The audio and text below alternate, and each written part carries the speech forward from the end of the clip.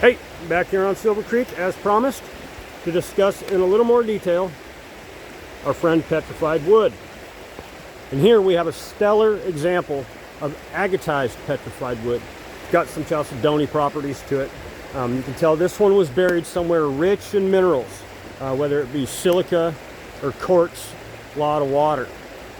And not a lot of oxygen, because with that lack of oxygen we get that preventation of decay, which is how it goes from wood to stone. And this is a really, really cool piece in particular, not just for the fact that we still have its bark, petrified bark, with moss from sitting on the forest floor. That's pretty cool, something to be said for a second wind, I guess. It does have some serious translucent properties to it when you put light to it, which is really cool. You can see the grains. But to me, the coolest part was the fact that you can also see some tooling marks, which leaves me with a lot more questions than answers at this point, which is a really good thing, because we have a geologist friend that would love to take a look at this. I know you're watching, so hopefully you can tell us a little more about this piece. So there is our agatized petrified wood. Moving on. Here we have our opalized petrified wood. So this would have taken on a lot more agate type minerals to become that clear and translucent. And this and the one I showed you previously would have been able to reach this state in a relatively short period of time, geologically speaking. You know, thousands of years maybe. Where the piece I'm about to show you would take millions of years.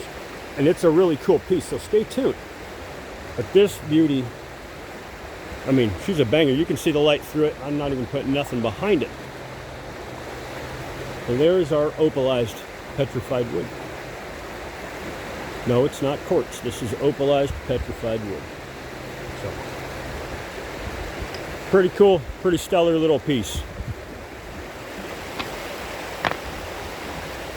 And last but not least, this is rad. I know we're going to get a lot of questions about this one.